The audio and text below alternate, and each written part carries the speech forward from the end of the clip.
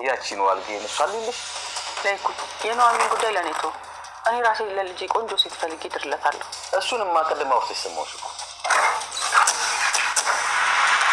አንቺ ማትረቢ አይንሽን በጫወትሽ ድጋሚ ቤት ልትሆኚ መጣሽ። የልጅ አባት የት አለ? ስለምን የልጅ አባት የምታወሪ? ዝም አትላትም? የትም ስትንዘላዘል ያመጣችሁ እንዲቀራ የልጅ አባት ስትይ አታፍሪ? ለምንድን ነው የማፍረው? ወደዳችሁም ጠላችሁም ሆዴ ውስጥ ያለው የልጃችሁ ልጅ ነው። እናንተም አያቶቹ ናችሁ። ለይኩ ዝም ትላለህ? እጅን ስዳደግ በጥፊ ጮታ ታስወጣልኝም እንዴ? አሁን ሌላ ነገር ሳይከተልሽ ከዚህ ውጭ። ፈልጌ የመጣሁት ናሆምን እንጂ እናንተን አይደለም። ወይኔ ዝናሽ የት አልጠበቀው ያዳስ አስወጣልኝ ተፈጠረ።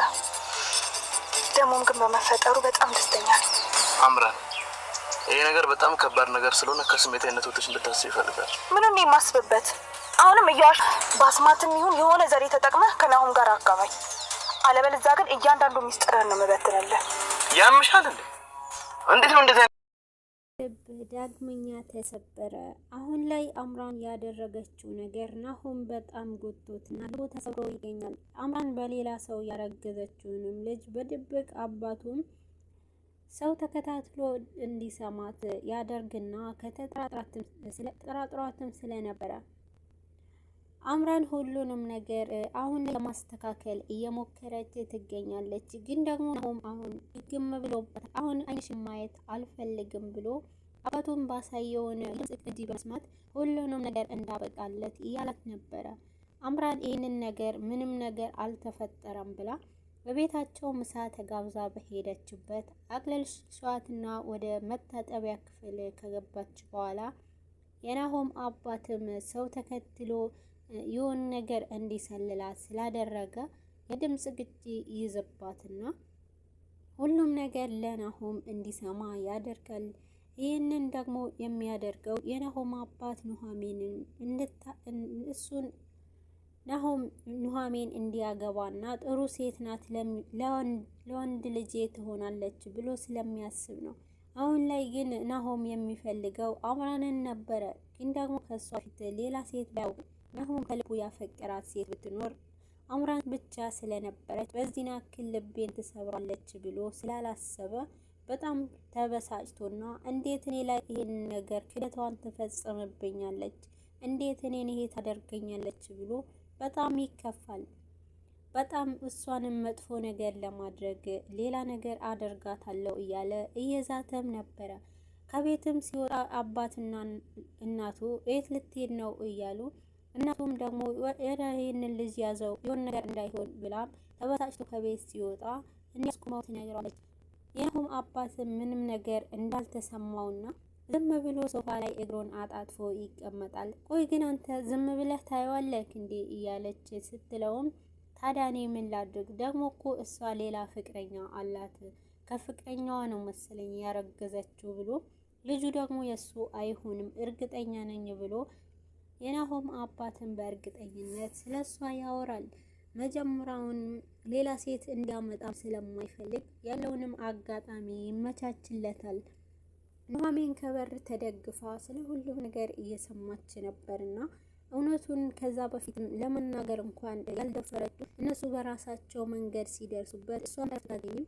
ግን አሁን ላይ ኤርሚያስ እሷ ጋር በመምጣቱና የሆነ ቀን ሁሉንም እውነት ይወጣብኛል ብላ አሁንም እሷም እየሰጋች ትገኛለች። ኑሐሚን አሁን በብስጭት መኪና ለመንዳት ወጣና መኪናውን ለማሽከርከር በሚሞክር ሰዓት ፊት ለፊቱ ኑሐሚን ትወጣበታለች። በጣም ይደነግጥና ከዛ በኋላ ዞር ብሎ ሲያያትም አጠገቡ ያገኛታል። መኪና ውስጥ ገብታ ቆይ ምን እያደረግሽ ነው አንቺ ልጅ? ቆይ ብገጭሽ ምን ልታደርጊ ነው? ሰበልቶኝ ነው እንዴ እያለ ሲያወራት ባክህ ቤት ተበሳጭተህ በዚህ ሁኔታ መኪና እንዳትነዳ ብዬ ነው የመጣሁት ብላ ብታረጋጋውም ቆይ አንቺ ምን አገባሽ? አንቺ ማነሽና ነው? ሂጂ ውረጅልኝ እያለ መኪና ውስጥ እንድትወጣ ያደርጋታል። ግን ደግሞ ኑሐሚን በዚህ ሰዓት ተረጋጋ፣ እኔ ምንም ነገር ፈልጌም አይደለም፣ ግን ደግሞ እንድትረጋጋ ነው። በዚህ ሁኔታ ነተ ከሄድ ሰዎችንም ትጎዳለህ፣ ራስህንም ትጎዳለህ ብላም ትለዋለች። ናሆም ቆይ አንቺ ግን ሂጂና አባትሽን ተንከባከቢ፣ ቆይ አንቺ ለምን ከኔ ጋር ተከታተይኛለሽ? ተይኝ በቃ ለብቻዬ አባትሽ ጋር ሂጂ ይላታል። ታውቃለህ ምናልባት እኮ አባቴ ይሆናል አንተ ጋር የላከኝ፣ ስለዚህ ለምንድን ነው እንደዚህ የምትሆነው ብትለውም አባትሽ ለነገሩ እያለ ሲላትም ታውቃለህ አባቴ በጣም ነው የሚያስብልክ ልክ እንደኔ ብላም ትለዋለች። በዛን ጊዜ ምንም ነገር አይመስለውም እና አሁን አንድ ነገር ልለምንሽ እባክሽ ከመኪና ይውረጂ ብሎ እንድትወርድ ያደርጋታል።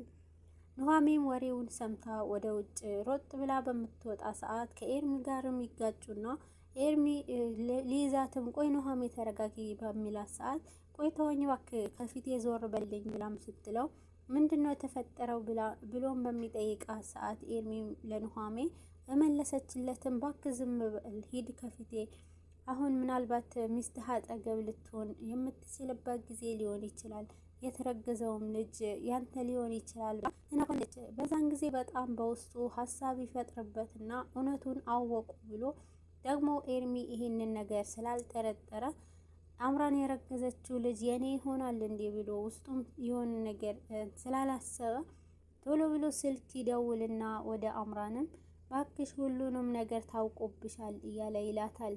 ባክ ምንድነው የምታወራው? መቼም ስለኔና ስለናሆም አይደለም ትለዋለች። አዎ ስለ ሁለታችሁ ነው የማወራው እና ገብቶሻል። ስለዚህ አሁን ብትጠነቀቂ ይሻልሻል። ቶሎ በይና ራስሽን አድኝ ይላታል። ምን እያወራህ ነው ስትለውም ናሆምን ፊት ለፊታ ይወጣል። ስልኩም ሳትዘጋው ጠረጴዛው ላይ ትጥለውና አንቺ ቆይ ምን አይነት ካህዲ ነሽ ብሎ እንቅ አድርጎ ይዛትና ቆይ እኔ ላይ ይሄንን ነገር እንዴት ልትፈጽሚብኝ ትችያለሽ? ከራሴ በላይ እኮ ነበረ የማምንሽ። እንዴት እኔ ላይ ሌላ ወንድ ትይዣለሽ ብሎ ይላታል። ምንድነው ናሆም ተረጋጋ ብላ አምራንም ለማረጋጋት ብትሞክርም እኔን ተይኝና ቆይ ግን ምን አጠፋውብሽ እያለ በቁጭትና በብስጭት እየተናደደ ሲያወራትም ነበረ። ናሆም ተረጋጋ፣ ይሄ ልጅ ያንተ ነው፣ የማንም ልጅ አላረገዝኩም፣ ይሄንን ያንተ ነው ብላ ብትለውም ምንም ነገር አፍሽን እንዳትከፍቺ ብሎ አንድችም ነገር እንዳታወሪ ብሎ አፏንም ያዘጋታል። ኤርሚ ደግሞ ስልኩንም አልዘጋውም ስለነበረ ሁሉንም እየሰማ ስለነበር ናሆምም ጥሏት ከሄደ በኋላ አለክ እንዴ ብላ ስታዋራው አዎ አለሁኝ፣ ሁሉም ነገር እውነት ሰምቻለሁ ይላታል። ታዲያ ምንድነው እውነቱን ስለሰማክ ምን ተሰማክ ትለዋለች። ቆይ ግን አንቺ እውነትም እርጉዝ ነሽ ወይስ ልጁ የማን ነው ብሎ ቢጠይቃትም ልጁ የናሆም ነው ብላ ትላለች። ግን ደግሞ ይሄንን እውነት ማን ሊነግር ይችላል? እቺ ኑሐሚን ናት እያለች በጣም እውነተኛን እርግጠኛ ሆና ታወራለች። ቆይ አንቺ ግን ከኑሐሚን ለምን ወረዳትም ብሎ ተቆርቁሎ ለኑሐሚን ኤርሚም ይደረብላታል። በዛን ጊዜ አንተ ምን ታውቃለህ? አሁንም ለሷ ትከራከራለህ እንጂ ከሷ ውጪ ማንንም ሊያደርግ አይችልም ብላ ስትለውም ይህንን ያደረገው የናሆም አባቱ ሰው ቀጥሮና ይህንን ድምፅ እንዲቀዳ አድርጎት ነው ብሎ ይላታል። እሷም ይህንንም ቢሆን እንዲያውቁ ያደረገችው እሷ ናት፣ ይህንን ነገር አስፍላለሁ ብላ ለኑሐሚን ትዝትባታለች። አምራንም በጣም ይናደድና ኤርሚም ስልኩን ከዘጋች በኋላ ሁሉንም ኤርሚ ደግሞ ይህንን ነገር ለማስተካከል ይሞክራል። ግን ደግሞ አሁን ላይ ናሆምም ተናዶና ወደ መጠጥ ቤት በሄደበት ሰዓት ኑሐሚን ከአጠገቡ ያገኛታል። ቆይ አንቺ ደግሞ ከየት መጣሽብኝ? ቆይ ለምንድን ነው የምትከታተይኝ? ይላታል። አንተም ጥሩ ስሜት ውስጥ ስላልሆን እኔም ደግሞ ይሄንን ነገር ስላሳለፍኩት አጠገብህ እንድሆን ፈልጌ ነው ብላም ትለዋለች። አንቺ ለምን አጠገቤ ትሆኛለሽ? እንድትሆኝም አልፈልግም። አንቺ ምናልባት አባቴ እኔን እንድታገቢ ወይንም እሱ አንቺን እንዲድርልኝ ይፈልጋል፣ ግን አንቺ እኔ አልፈልግሽም ሂጂልኝ እያለ ቢላትም ግን ደግሞ ኑሐሚን አሁን ላይ እኔ ምንም ነገር አልፈልግም፣ ግን ደግሞ አሁን ካንተ ጋር መመሳሰል እፈልጋለሁ ብላ አስተናጋጁን ጠርታ እንዲሰጣት ታደርጋለች። ግን ደግሞ ናሆም አልፈቀደላትምና አንቺ ይሄንን አትጠጪም ብሎ ይከለክላታል። እሷ ግን ለራሱ የመጣለትንም በመጠጣት ቆይ ግን እኔ ለመጀመሪያ ጊዜ ነው ይህንን መጠጥ ስቀምሰው፣ ግን እንዴት ነው በጣም ይመራልና ከመምረሩ ማቃጠሉ እያለች ስትቀልድም ቆይ ግን አንቺ ቀልድ አይሰለችሽም እንዴ? ሂጂ እየተባልሽ አይሰማሽም እያለ ያመነጫጭቃታል። ግን ደግሞ ናሆም ሁሉንም ነገር እየረሳች ሁሉም እንዲረሳው ታደርጋለች። አምራንም ወደ ኑሃሜ ቤት ገብታ ቶሎ ብላ በሩን ብርግድ አድርጋ ስትገባ አባትና እናቱን በጣም ይደነግጡና የናሆም አባት ቆይ አንቺ ግን እፍረት የለሽም?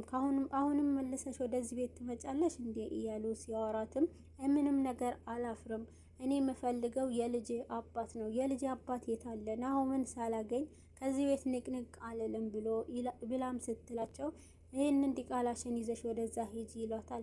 ይሄ ልጅ የናሆም ብቻና ብቻ ነው። ስለዚህ እኔ ይህንን ልጅ የኑሃሜ ነው፣ ይህንን ልጅ ደግሞ የናሆም ነው፣ ናሆም ደግሞ የወደፊትም ባሌ ነው፣ የልጄም አባት ነው ብላ በጣም በብስጭት እንዲናደዱ ታደርጋለች።